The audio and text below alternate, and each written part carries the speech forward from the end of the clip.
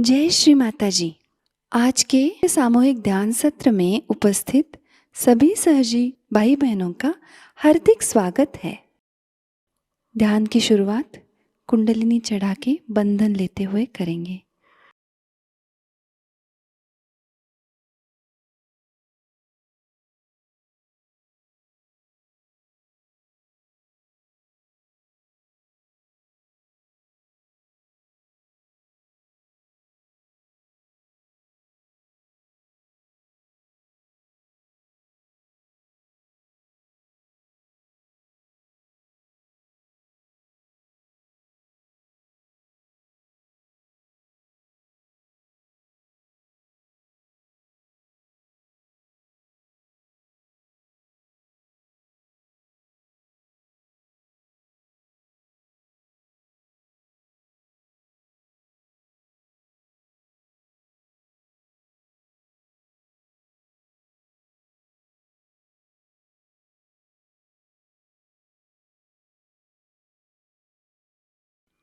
तीन महामंत्र और श्री गणेश मंत्र।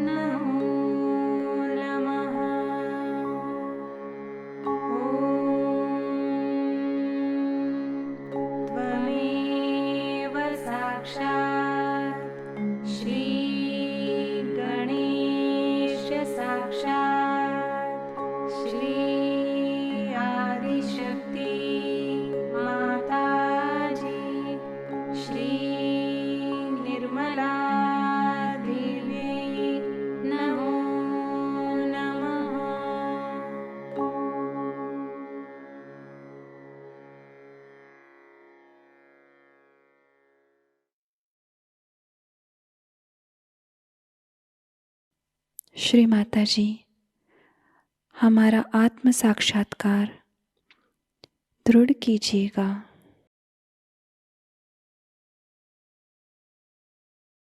पूरा चित्त हमारे सहस्त्रार में ही रखेंगे।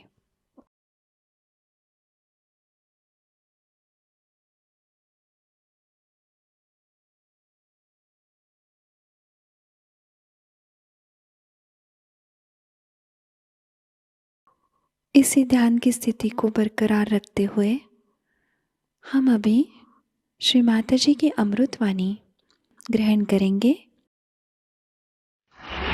बहुत से लोगों ने आदि शक्ति का नाम भी नहीं सुना।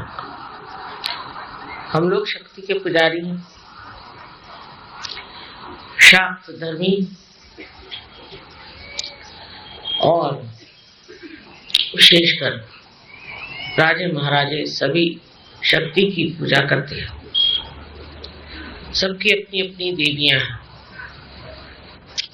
और उन सब देवियों के नाम अलग अलग हैं और यहाँ की देवी का नाम भी अलग है, गणगौर।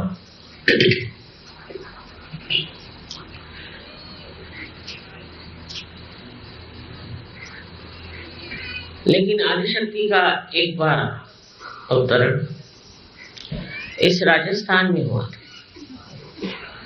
जो वो सती देवी के रूप में यहाँ प्रकट हुई थी। उनका बड़ा उपकार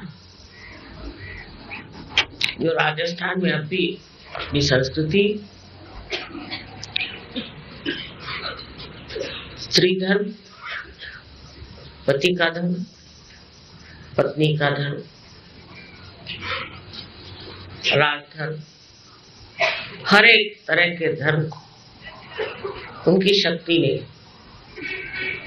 प्लावित किया, नरिश किया। सती देवी की गाथा आप सब जानते हैं, मुझे नए तरीके से बताने की जरूरत नहीं, पर वो स्वयं गणगौर थी। उनका विवाह कर दिया गया, किंतु विवाह करके जब वो जा रही थी तब कुछ गुंडों ने घेर लिया और उनके पति को भी मार दिया। तब पालकी से बाहर आकर उन्होंने अपना रूप प्रकट किया और सबका सर्वनाश करके खुद भी अपना उन्होंने देह त्याग किया।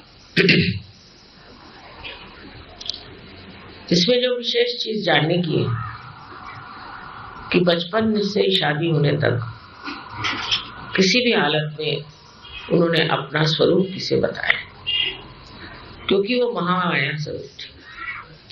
आदिशक्ति को महामाया स्वरूप होना जरूरी है, क्योंकि सारा ही शक्ति का जिसमें समन्वय हो, प्रकाश हो और हर तरह से जो हर एक शक्ति की अधिकारिणी हो, उसे महामाया का ही स्वरूप लेना पड़ता है। उसका कारण ये है कि जो प्रचंड शक्तियां इस स्वरूप में संसार में आती हैं, सबसे पहले सुरभि के रूप में आई थी ये शक्ति। वो एक गाय थी, उसमें सारे ही देवी देवताएं बसे और उसके बाद एक बार सती देवी के रूप में एक ही बार इस राजस्थान में। और मैंने आपसे बताया कि मेरा संबंध राजस्थान से बहुत पुराना है, क्योंकि हमारे पूर्वज राजस्थान के चित्तौड़गढ़ सिसोदिया वंश के।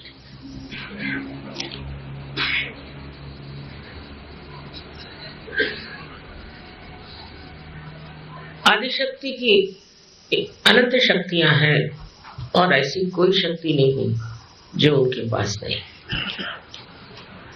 लेकिन उन शक्तियों को छिपा कर ही रखना होता है। उसके दो कारण। एक तो कारण ये कि लोग कर जान जाए ये आदिशक्ति है, तो हर प्रकार के लोग उन पर प्रहार कर सकते हैं, क्योंकि ये लोग सब बिल्कुल दुष्ट है, जाहिल है और परमात्मा के विरोध में खड़े हुए, भगवान के नाम पर पैसा कमाते हैं और उसका दुर्व्यवहार करते हैं। ये सारे ही लोग अगर जान जाए कि आदिशक्ति संसार में है तो या तो भाग खड़े हो जाएंगे या सब जुट करके ये कोशिश करेंगे कि किसी तरह से आदिशक्ति का कार्य इस कलयुग में हो न पाए। उसके लिए बहुत जरूरी है कि महामाया का स्वरूप लेंगे।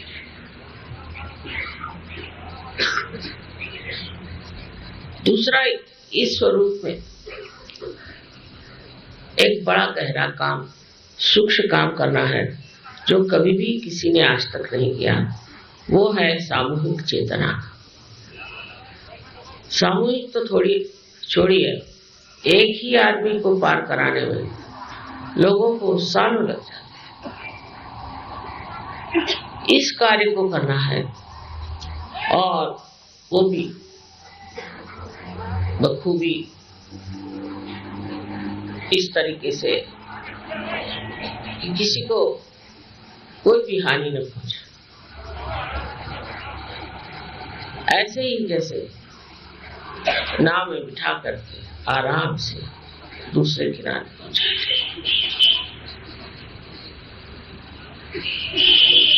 मैंने कल भाषण में अपने बताया कि धर्म कितना विपरीत हो गया।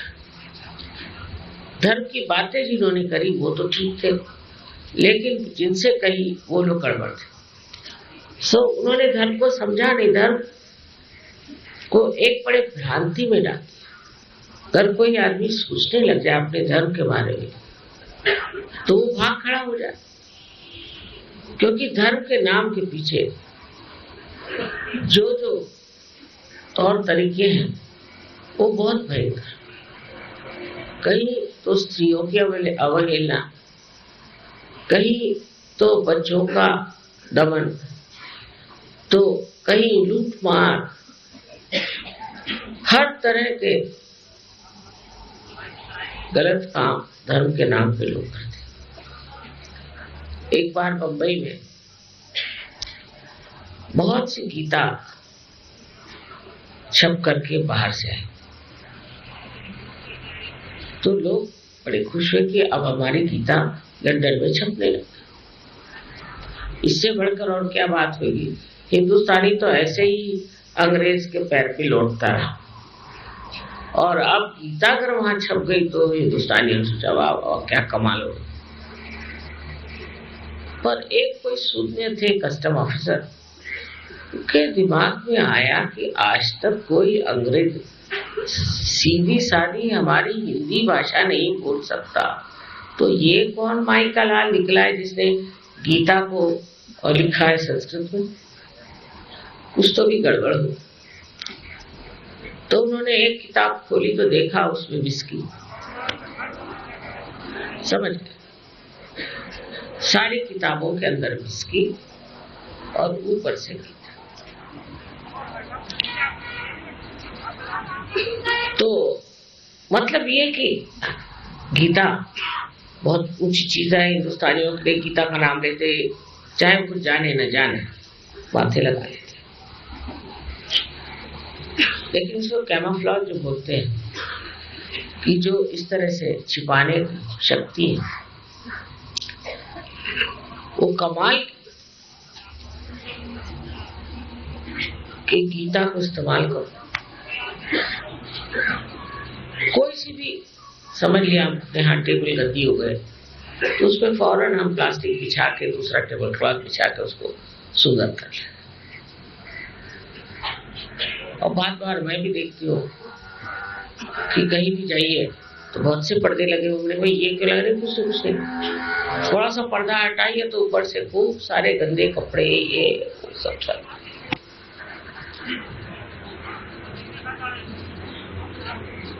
सो ऐप छुपाने की भी हमारे महामाया शक्ति ने एक बहुत बड़ी खूबी है, क्योंकि ये लोग कहां से तो सीख के आए होंगे, चाहे हमने नहीं सिखाया हो, किसी ने तो इनको सिखाया है कि ये ऐप अपने कैसे छिपाया जाए और छिपा के उसको किस तरह से बचा लिया जाए। जो हमारे ऐप हैं उसको हटाने के लिए हम प्रयत्नशील नहीं होते, उसको छिपाने में प्रयत्नशील होते और दूसरों के ऐप देखने में हम बड़े होशियार होते। अब ये बिल्कुल विपरीत बात है। महामाया की शक्ति इसलिए बनी और अवतीर्ण हुई कि आपके अंदर जो दोष है वो निकाले जाए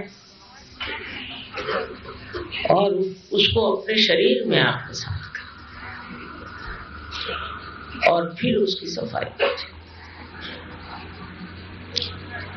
ये कार्य बड़ा कठिन है, ऐसा मुझे लगता था शुरू में, लेकिन ऐसे कोई खास ऐप वाले लोग मेरे पास आए नहीं कि मुझे जो बड़ा दुख उठाना पड़ा। सही बात है कि वो लोग मुझे देखते ही भाग जाते होंगे शायद, इसलिए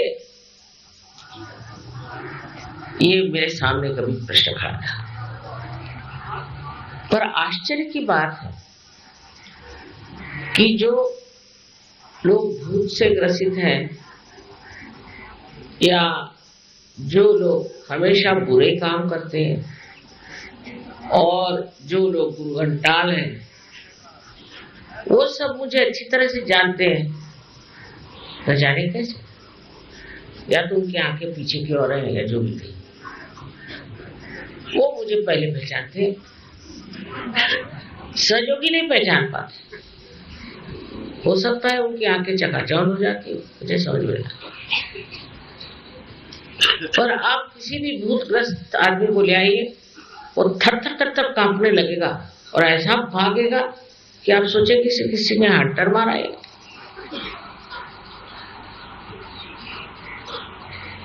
लेकिन सहयोगियों का ऐसा नहीं, लेकिन उनको पहचान भी उतनी नहीं है। अच्छी बात है, क्योंकि आदिशक्ति का एक स्वरूप जो महाकाली का है उसे आप देखें तो वो पूरा गया भयंकर है। ये देख सकते हैं, ये लोग हाथी भी देख सकते हैं, घोड़े भी देख सकते हैं, पर बाकी किसी को दिखाना बड़ी कठिन बात है। न जाने यहाँ कितने लोग बैठेंगे, लेकिन महाकाली का स्वरूप होना बहुत जरूरी है। जब तक महाकाली प्रकट नहीं होती, आपके अंदर बसी हुई लेफ्ट साइड की पकड़ जानी चाहिए। लेफ्ट साइड की पकड़ का मतलब क्या है? सबसे पहले तो आप अपने पास के बारे में सोचते रहते हैं। दूसरी बार कि मेरे बाप ये थे और मेरे बाप के बाप ये थे, ये सोचते हैं।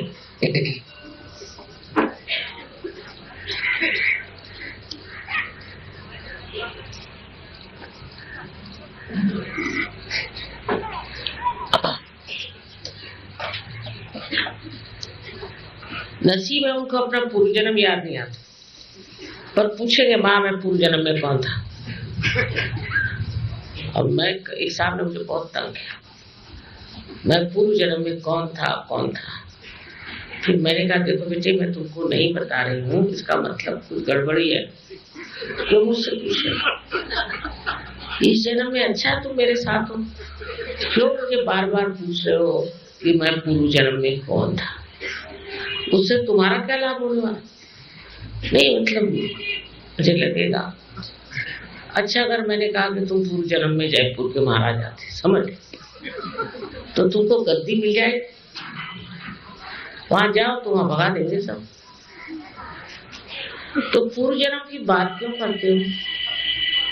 क्योंकि मुझे एक ज्योतिष ने बताया था कि मैं पूर्व जन्म में कहीं का राजा था। मैंने वो लक्षण तो दिखते नहीं तुम्हारे अंदर राजा का। अब तुमको उसने ज्योतिष ने बताया तो तुमसे पैसे ऐंठने के लिए तुमने राजा जैसे कुछ गले का कंठा वंठा दिया उसको, कैसे पैसों में टाल दे। कई माता जी आप मजाक कर रहे हैं। मैंने कहा कि बेवकूफी की बात कर रहे हैं तो मैं क्या, यहाँ तुम अपना पूर्वजन्म पूछने के लिए मेरे पास आए। मैं कोई ज्योतिष शास्त्र जानती हूँ? मुझे इसमें कोई भी किसी भी तरह की दिलचस्पी नहीं। तुम ज्योतिष शास्त्र के पास जाओ और वो तुमसे कहेगा कि तुम इंग्लैंड के राजा थे तो दे दो उनको कुछ। वो लोग इंग्लैंड के राजा वगैरह कुछ नहीं देते, वैसे उधर के लोगों में विश्वास ही नहीं। और समझ लो आप कह दो कि हम राजा, आप राजा हरिश्चंद्र थे, चलो कुछ भी वो कह दे। अब इसी बात को लेकर के बैठ गए कि पिछले जन्म में मैं ये था और पिछले जन्म में वो था। तब महाकाली का स्वरूप कर दिखाया, सारे जन्म भूल जाएंगे। उसकी बहुत जरूरत। महाकाली के स्वरूप के सिवाय ऐसे पागल छूट नहीं सकते। और मैंने देखा कि बहुतों ने देखा है, क्योंकि वो जो भागे तो फिर आए नहीं।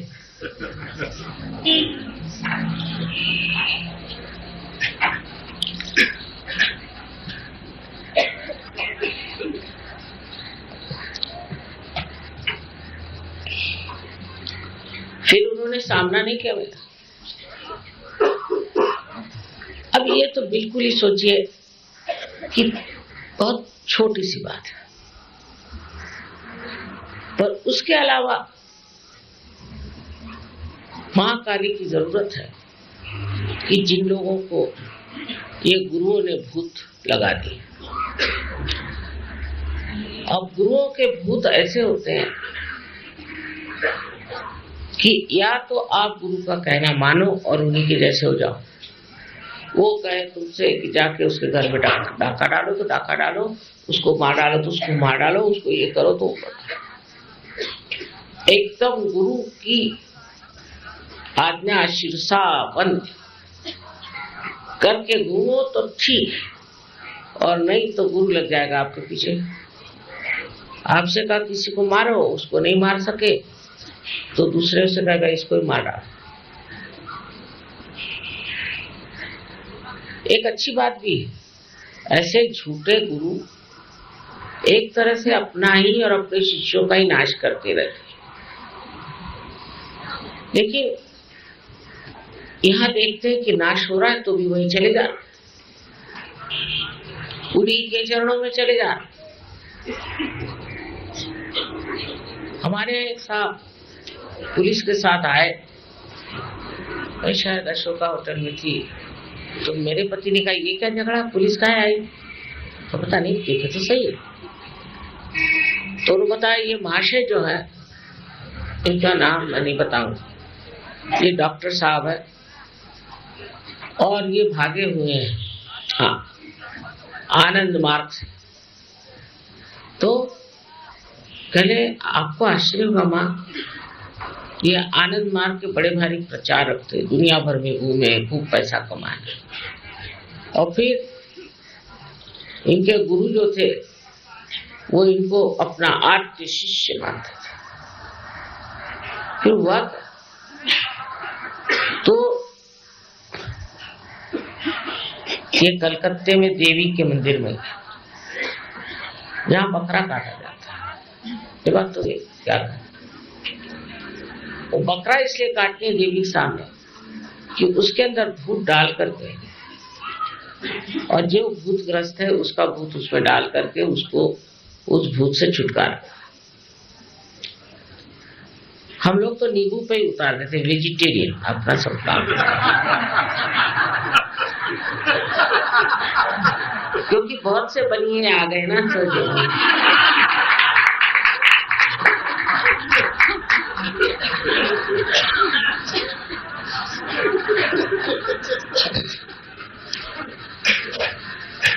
सो नींबू को काट करके निकल जा भाग। तो ये जो भूतग्रस्त लोग हैं, इनके भूतों को महाकाली दिखाई देती, वही रूप दिखाई देती और थर थर थर थर कांपते ऐसे। अब कोई कहेगा कि ये क्यों थर थर कांप रहा है, और अनेक तरह के भूत लग जाते हैं। पर आश्चर्य मुझे लगता है कि ईगो का अगर भूत लग गया, उनको भी महाकाली का रूप दिखाई देता। अब पूना का किस्सा, पूना में एक प्रोग्राम हो रहा था, तो उन्होंने कहा कि हाँ माता जी तो ब्राह्मण नहीं है, तो हमारे यहाँ तो प्रोग्राम में तो ब्राह्मण होगा वही आएगा। तो वहां के जो कार्यकर्ता थे, अच्छा ठीक है हम पेपर में दे देते हैं, माता जी ब्राह्मण नहीं है, यहाँ प्रोग्राम नहीं हो रहा, दूसरी जगह प्रोग्राम कर दे। ना ना ना ना ऐसे नहीं करो, नहीं ये हमको नहीं दिखाना है। अच्छा ठीक है हम करते हैं प्रोग्राम। मुझे किसी ने कुछ बताया नहीं, तो मैंने कहा कि अच्छा आप में पता नहीं कैसे ये दिमाग में बात, आप में जो कोई ब्राह्मण हो मेरे और हाथ कर दोनों ऐसे, अब उनके लगे हाँ क्यों, अरे माँ बंद करो, मान गए तो आप शक्ति हो, छोड़ो ये मन। तो हमने कहा भाई तुम क्यों हिल रहे हो, मैंने तो नहीं कहा, अपने आप ही ले जा रहे। मैंने कहा क्या तुमसे हिलने को, मुझे क्यों कह रहे हो, तुम ही रोको, रुकता ही नहीं ना, करे क्या।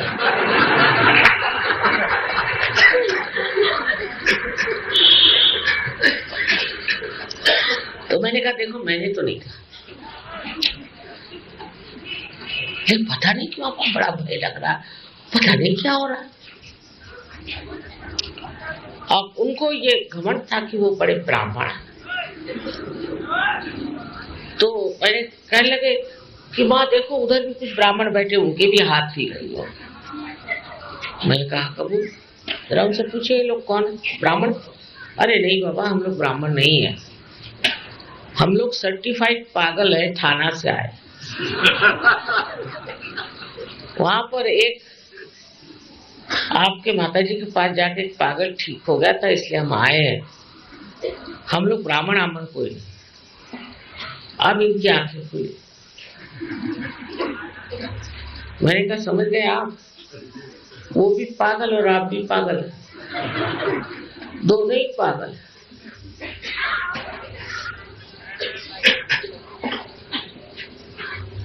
तब उनके हाथ छूटे।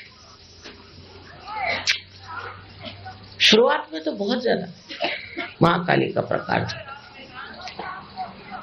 कुछ समझ में नहीं आता था कि ये महाकाली जी अब अपना प्रताप कुछ कम करे तो मैं दूसरे भी काम करूं। पूना में तो ये हाल हो गया कि मेरी एक नीस है, उससे मैंने कहा कि खंडिया ले आओ किसी। तो बाजार में गई कि भाई 1 रुपए की हंडी 10 रुपए बिक रही, तो उसने कहा इतनी महंगी कैसे हो गई, 1 रुपए की 10 रुपए। वो कहा कोई माता जी आई है, वो हंडियाओं में अंगाती, हंडियों पे हंडिया सब बिक गए, ये सब लोग हंडिया लिए चपल। मैंने कहा पूना में इतने भूत, बाप रे, कुछ समझ ही नहीं आता। मैंने कहा हंडिया लेके आओ, नींबू लेके आओ, तो बैठो। और जो नहीं लाए उनकी आंखें लगी घूमने, वो लगे घूमने। मैं तो उठ के चली गई। मैंने कहा भाई मेरे सारा यहाँ भूतों का जमघट, जो लोग हंडिया लेके बैठे थे वो तो कुछ ठीक थे, और बाकी के जो थे वो खड़े होकर के हूँ हाँ नहीं करने लगे। तो मैंने कहा कि भाई ये अगर महाकाली की शक्ति कुछ कम हो जाए तो अच्छा। अब ये एक चीज ठीक करने के बाद दूसरे आ गए। माने कौन? इसको आप साइकोसोमैटिक कहते हैं। माने कैंसर, ये मस्कुलर, ये वो दुनिया भर की बीमारियां जो डॉक्टर लोग नहीं ठीक कर सकते। ऐसा मानेंगे नहीं, डॉक्टर मानते नहीं। जब तक पेशेंट मर नहीं जाएगा खींचो पैसे। एक साहब किडनी एक्सपर्ट, उनको किडनी ट्रबल हो गया, तो मैंने कहा मैं आपकी किडनी ठीक कर दूंगी एक शर्त पे कि आप अपना धंधा बंद करिए। लोगों को ये जो आप टेबलों पे चढ़ा चढ़ा करके सारा पैसा खींचते हो, उससे कोई ठीक नहीं होता, मरने से पहले बैंकक्रप्ट हो जाता है। डायलिसिस बंद आप करो तो मैं तैयार हूं। हाँ माँ मेरी आप किडनी ठीक कर रही, ठीक कर दी। पर 2 महीने बाद फिर चालू उनकी दुकान। डॉक्टर लोग कब सच बोलते और कब झूठ बोलते भगवान जाने। फिर उनको किडनी ट्रबल हो, तो मेरे पास आए, उनका हाल होने लग गया। मैंने कहा इस बार क्या हुआ? पहले फिर से किडनी ट्रबल है। मैंने कहा वो नहीं, अब कैंसर चल पड़ा है। अब घबराए बहुत। मैंने कहा मैंने आपसे कहा था, फिर से चालू कर दिया अपनी दुकान। अब माँ मैं पेट कैसे भरूंगा? मैंने इतने रुपए की मशीनरी मंगाई है, ये कर रहा हूँ वो कर रहा हूँ। पर कहा बेच डालो, किसी को खत्म कर। सुना हुआ भाई नहीं महाराज, जय जो। तो सारी जितनी लेफ्ट साइड की बीमारियां हैं, जितनी है साइकोसोमैटिक जिसे कहते हैं, जिसका कोई फ्लोर नहीं है, वो सब महालक्ष्मी की कृपा से ही ठीक हो सकता। इसलिए महालक्ष्मी का ही मंत्र कहना पड़ेगा। और महालक्ष्मी को जब तक आप प्रकटित नहीं करिएगा, ये बीमारियां ठीक नहीं हो सकती। और इतनी गर्मी इन लोगों से निकलती है कि समझ में नहीं आता। लंदन में जबकि सब लोग हीटर लगाते हैं, आप एक कैंसर पेशेंट को ले आइए और उसकी कुंडलिनी जागृत कर दीजिए, हीटर का खर्चा गया। इतनी गर्मी जिसकी कोई हद। इधर गर्मी निकलती है, उधर वो रोते रहते हैं सब, क्योंकि इसके साथ रोना चलता है।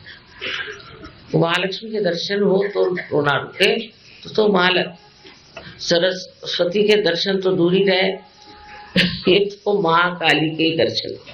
अब उनको देख के रोना ही, इनसे कहें क्या। सूक्ष्म रूप से आप देखिए कि महालक्ष्मी का जो स्वरूप है अति रौद्र। देवी के इसमें कहते हैं अति रौद्रा अति सौम्या, पर महालक्ष्मी अति रौद्र, रुद्र स्वरूप। और वो रुद्र बहुत जरूरी, नहीं तो ये नेगेटिविटी भागने वाली नहीं, ये सिर्फ रुद्र स्वरूप से ही। एकादश रुद्र में जो 11 रुद्र है, वो 11 ही रुद्र में महाकाली की ही शक्ति विराजमान, और वो हमारे मेधा पर यहाँ 11 चक्रों में समाई। अगर किसी आदमी का एकादश पकड़ गया तो सोच लीजिए उसको तो कैंसर या कोई न कोई लेफ्ट साइडेड भयंकर इनक्यूरेबल डिजीज हो गया। सरयोग का साइंस जो है वो पूरी तरह से उत्तम, उसमें कोई आप दोष नहीं निकाल सकते। अब लोग आए कैंसर लेकर, स्क्लेरोसिस फलाना ठिकाना 50 एड्स,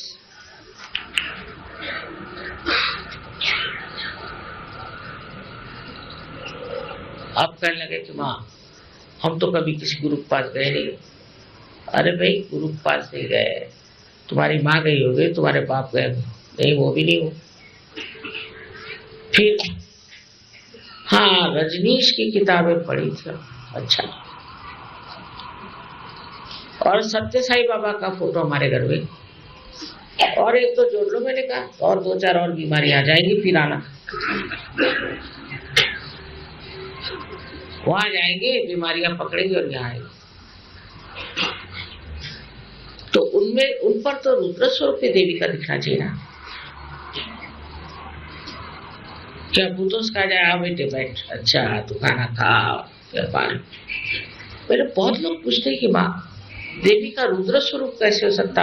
अगर वो माँ है तो माँ का स्वरूप रुद्र कैसे हो सकता? तो नहीं,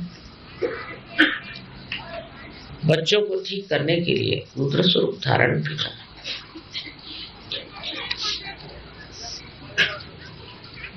सौम्य स्वरूप, ये बच्चों की लियाकत पे ही जाना जा सकता है, पर कभी कभी उनपे रुद्र स्वरूप बहुत, उसके सिवा वो ठीक ही नहीं हो सकता। किंतु रुद्र स्वरूप में किसी को हानि नहीं पहुंचाई, ये विशेष बात है। जैसे कि पहले महाकाली ने इसको मारा, उसको मारा, इसकी जीत खींची, ये क्या, ऐसा कुछ नहीं। आज का जो महाकाली का स्वरूप है वो है रुद्र। इसकी कोई जरूरत ही नहीं सब करने की, मनुष्य ऐसे ही घबरा करके ठीक हो जाता है। उस स्वरूप को देखते ही वो ठीक हो जाता है। और जब वो उस स्वरूप को देखता है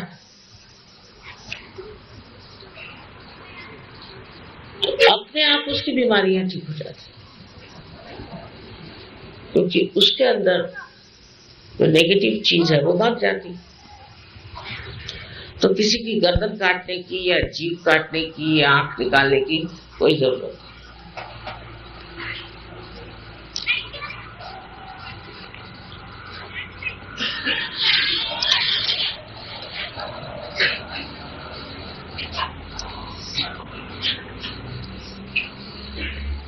महाकाली का स्वरूप अगर कलयुग में ना इस्तेमाल किया जाए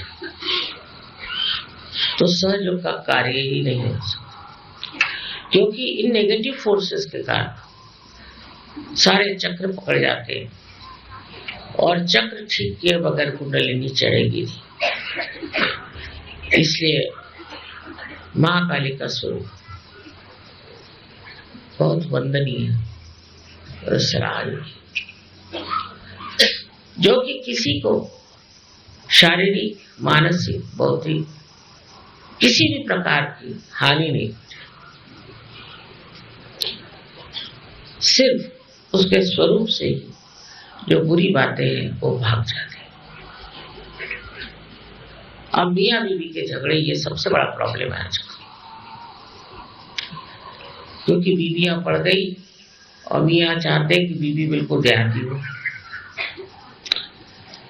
और वो देहाती तो है नहीं, तो उसको देहाती कैसे बनाएंगे? एक बार शहरी हो गए तो शहरी हो गए, चाहे आप लहंगा पहन लीजिए और चाहे आप पैंट पहन लीजिए, दिमाग तो शहरी हो गए।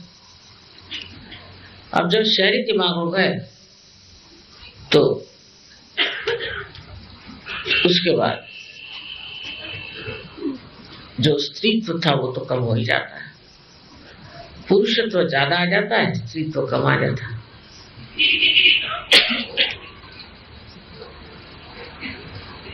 और स्त्री का जो सबसे बड़ा गुण है शालीनता, वही खत्म हो जाता है। वो शालीनता जो स्त्री का स्वरूप है, उसको रणांगण में जाने की जरूरत नहीं। पद्मिनी ने अपने को 3000 औरतों के साथ चित्तौड़गढ़ के किले पर ही जला लिया था। वो कोई तलवार लेकर बाहर नहीं गई, पर जब जरूरत पड़ी तो झांसी की रानी हाथ में तलवार लेकर खड़ी हुई। तब मुझे याद है अंग्रेज ने कहा था कि हमारी तो विजय है, लेकिन गौरव तो झांसी की रानी का। अपने देश में अनेक तरह की उज्जवल चरित्र वाली औरतें हो, पतिपरायण, स्त्री धर्म में अत्यंत उच्च ऐसी औरतें हो गई हैं जिन्होंने अपने सूझबूझ से अपना घर संभाला। जब गांधी जी ने ललकारा तो औरतों ने अपनी चूड़ियां सब जेवर में बदले। राणा प्रताप का ही किस्सा है कि राणा प्रताप ने देखा कि उसकी लड़की की घास की बनाई हुई रोटी तक एक बिलाड़ उठा के ले गया, तो उनके मन में एक शंका हो, मैं क्यों ऐसा कर रहा हूं? अपने अहंकार के लिए मैं अकबर को शरण क्यों नहीं जाता? तो वो चिट्ठी लिखने बैठे अकबर। उस वक्त क्षत्राणी उनकी पत्नी की शक्ति जागृत हुई, हाथ में भाला लेकर उसने अपने लड़की पे लगा और कहा कि मैं तुझी को मार डालू, जिससे ये जो कमजोरी इनके अंदर आई है ना। तब राणा प्रताप की आंख खुली। हमारे यहाँ औरतों ने अगर सोचना ही है तो पिछली बार सोचे कि रणांगण में अपने पतियों को टीका लगा करके लड़ने भेजा था। इन अंग्रेजों से कौन लड़े? आदमी लड़ने को कहने को है, पर शक्ति औरतों, क्योंकि आजकल औरतें भी अशक्त हो गई, आदमी भी निशक्त हो। ये शक्ति जो है ये स्त्री की शालीनता से, और जब तक ये शालीनता स्त्री कार्यान्वित नहीं होती तो गृहलक्ष्मी की शक्ति उसके अंदर प्रकटित है। लेकिन चतुर होना चाहिए, गृहलक्ष्मी को चतुर होना चाहिए और दूसरे उसमें सूझबूझ होनी चाहिए। सो ये कहे कि जब महाकाली शक्ति अत्यंत शांत हो जाती है तो वो गृहलक्ष्मी हो जाती है। महाकाली शक्ति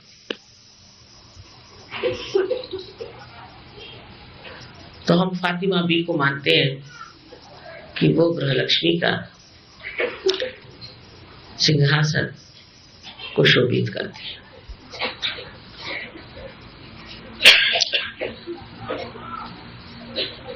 महाकाली की इस शक्ति से स्त्री अपने बच्चे को ठीक रास्ते पर रखती है, अपने चरित्र को उज्ज्वल रखती है। और हम लोग इस चीज के साक्षी हैं कि एक पतिव्रता स्त्री के पातिव्रत्य को कोई नष्ट नहीं कर सकता। उसकी अपनी शक्ति, ये महाकाली की शक्ति। जो लोग डरते हैं एक पतिव्रता स्त्री, और पतियों को भी जान लेना चाहिए कि उनके अंदर जो कार्य शक्ति है वो भी स्त्री से ही आती है। और अगर वो शक्ति स्त्री से आती है तो स्त्री में पहली चीज शालीनता है। या कस्ती जबरदस्त है, इधर बैठ उधर बैठ, ये चल वो कर, जो ऐसे उंगली दिखाना शुरू कर दी तो चुप, पति को अधिकार। लेकिन शालीनता से आप जीत सकते हैं, इसमें चतुरता चाहिए। और ये शालीनता के लिए कोई किसको मार पीट चिल्लाना चीखना चाहिए। एक तो शालीन स्त्री में हास्य रस बहुत प्रस्फुटित होना चाहिए। किस चीज को वो हंसी में डाल और हंस करके हजारों प्रश्न वो ठीक कर सकते। ये जो बारीकी होती है, इसको समझने के लिए मैंने अभी किसी कहा था कि आप शरद चंद्र पढ़िए, उसमें सबकी नोक झोंक औरतें कैसे संभाले, ये होशियारी की बात है। हम लोगों को पॉलिटिक्स में जाने की जरूरत है और इस गंदे इकोनॉमिक्स में तो जाने की बिल्कुल जरूरत है। लेकिन समाज की सारी धुरी, समाज का सारा कार्य स्त्री पर निर्भर है। जो स्त्री अपने बच्चों को अच्छा बनाती है, अपने घर को अच्छा बनाती है, अपने पति को स्वास्थ्य देती है, वो स्त्री एक बहुत बलिष्ठ समाज बनाती है। और कल मैंने कहा भी कि हमारे हिंदुस्तान की औरतों की वजह से ही आज हमारा समाज ठीक है।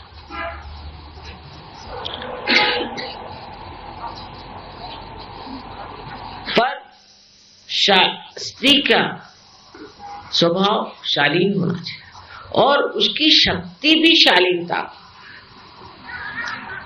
उद्दामता में नहीं। उसको दंड ठोकने की जरूरत नहीं, बिल्कुल। उसकी जो शालीनता है, उस शक्ति पर वो सारे दुनिया को जीत सकती है। उसकी चाल ढाल, उसका ढंग एक देवी स्वरूप है। सो महाकाली शक्ति तो अनेक चीजों पे बैठती है, उसके अपने अपने वाहन हैं।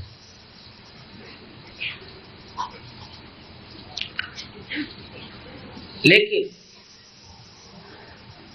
वो जब हाथी पर बैठती है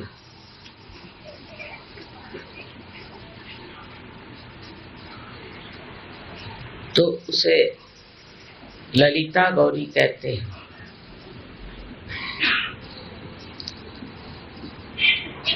कला, हाव भाव उसके सब बहुत इज्जतदार, सुंदर होते।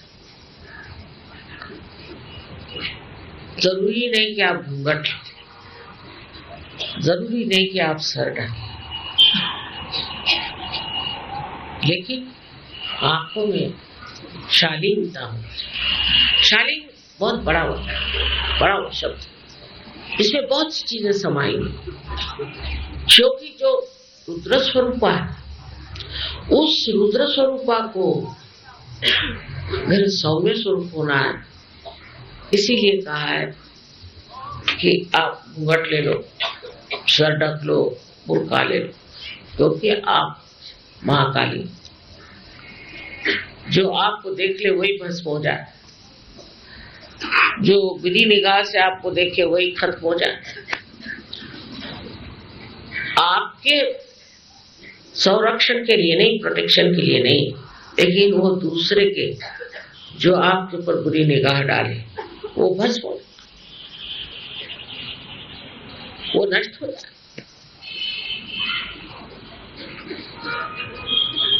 ऐसी ये महाकाली की महान शक्ति है। दिखने में तो बहुत ही सोज्वल, बहुत शालीन, अंदर से उसकी शक्ति जो है वो अंदर से कार्यान्वित होती है।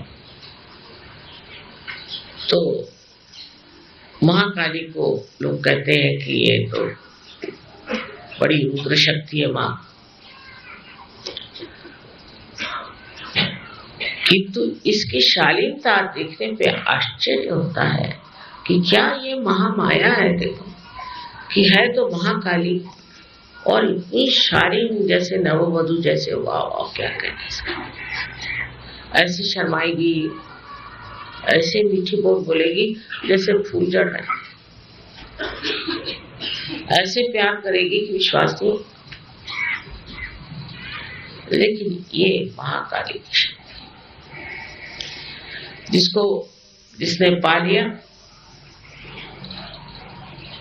उसको कोई ना भूत छू सकता। भूत